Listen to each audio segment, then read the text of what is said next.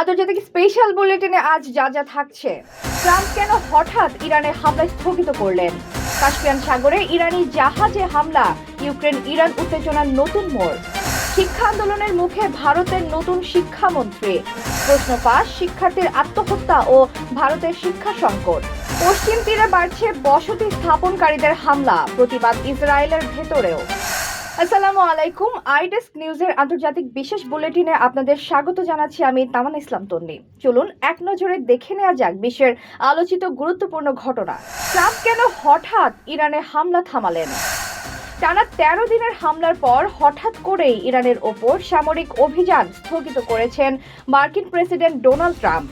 এই সিদ্ধান্ত ঘিরে আন্তর্জাতিক অঙ্গনে শুরু হয়েছে নতুন আলোচনা।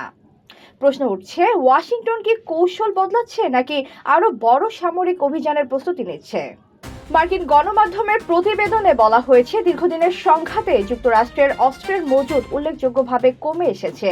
হোয়াইট হাউসে অনুষ্ঠিত এক উচ্চ পর্যায়ের বৈঠকে অস্ত্রের মজুদ, অর্থনৈতিক চাপ এবং যুদ্ধের বাস্তবতা নিয়ে প্রেসিডেন্ট ট্রাম্পকে সতর্ক করেন শীর্ষ সামরিক ও প্রশাসনিক কর্মকর্তারা। এরপরই হামলা স্থগিতের ঘোষণা আসে বলে দাবি করা হচ্ছে। তবে বিশ্লেষকদের একাংশ মনে করছেন, হামলা স্থগিত মানেই যুদ্ধের সমাপ্তি নয়, বরং এটি ইরানের সম্ভাব্য স্থল অভিযানের প্রস্তুতিরও অংশ হতে পারে। অন্যদিকে ইরান দাবি করেছে, সংঘাতে মার্কিন বাহিনীর উল্লেখযোগ্য ক্ষয়ক্ষতি হয়েছে এবং নতুন যে কোনো হামলার জবাব দিতে তারা প্রস্তুত। কাস্পিয়ান সাগরে ইরানি জাহাজে হামলা, নতুন করে উত্তেজনা। মধ্যপ্রাচ্যের উত্তেজনার মধ্যে এবার কাস্পিয়ান সাগরে একটি ইরানি বাণিজ্যিক জাহাজের হামলার ঘটনাকে কেন্দ্র করে নতুন করে মুখোমুখি অবস্থানে ইরান ও ইউক্রেন। তেহরানের দাবি, হামলায় একজন নাবিক নিহত এবং আরও একজন আহত হয়েছেন। ঘটনাটিকে আন্তর্জাতিক আইনের লঙ্ঘন উল্লেখ করে ইউক্রেনের ভারপ্রাপ্ত রাষ্ট্রদূতকে তলব করেছে ইরান। একই সঙ্গে জাতিসংঘ ও আন্তর্জাতিক সম্প্রদায়ের কাছে কঠোর পদক্ষেপের আহ্বান জানিয়েছে দেশটি। অন্যদিকে ইউক্রেনের প্রেসিডেন্ট ভলোদিমির জেলেনস্কি দাবি করেছেন, অভিযানের একটি রুশ যুদ্ধ জাহাজ এবং ইরান সংশ্লিষ্ট সামরিক মালামাল পরিবহনকারী কয়েকটি জাহাজে আঘাত হানা হয়েছে। যদিও ইরান যে নির্দিষ্ট জাহাজের কথা বলছে তার নাম উল্লেখ করেননি তিনি। বিশ্লেষকদের মতে এই ঘটনা ইরান, ইউক্রেন ও রাশিয়ার মধ্যকার উত্তেজনাকে আরও জটিল করে তুলতে পারে। ভারতের শিক্ষা আন্দোলন, নতুন শিক্ষামন্ত্রী। ভারতের শিক্ষা সংস্কার আন্দোলনের মুখে বড় রাজনৈতিক পরিবর্তন এসেছে। শিক্ষামন্ত্রীর পদ ছাড়ার পর নতুন শিক্ষামন্ত্রী হিসেবে দায়িত্ব নিয়েছেন প্রহ্লাদ যোশী। দায়িত্ব নেওয়ার পরই শিক্ষা মন্ত্রণালয়ের কর্মকর্তাদের সঙ্গে বৈঠক করে স্বচ্ছতা ও জবাবদিহির মাধ্যমে কাজ করার প্রতিশ্রুতি দিয়েছেন তিনি। আন্দোলনের নেতারাও জানিয়েছেন, সরকারের সিদ্ধান্তে আংশিক সফলতা এলেও শিক্ষা ব্যবস্থার পূর্ণ সংস্কার না হওয়া পর্যন্ত তাদের আন্দোলন থামছে না। সরকারের দাবি মেনে নেওয়ার পর আপাতত দিল্লির যন্তর মন্তরের আন্দোলন স্থগিত করা হয়েছে। প্রশ্ন ফাঁস, আত্মহত্যা ও শিক্ষা সংকটে ভারত। শিক্ষা আন্দোলনের মধ্যেই সামনে এসেছে আরেকটি মর্মান্তিক ঘটনা।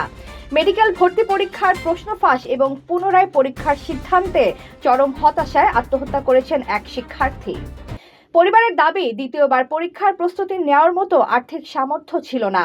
ভবিষ্যতের অনিশ্চয়তা, মানসিক চাপ এবং অর্থনৈতিক সংকটই তাকে আত্মহত্যার দিকে ঠেলে দেয়। প্রতিবেদনে শিক্ষা ব্যবস্থার পাশাপাশি কৃষি ও বিভিন্ন সরকারি নীতিরও সমালোচনা করা হয়েছে।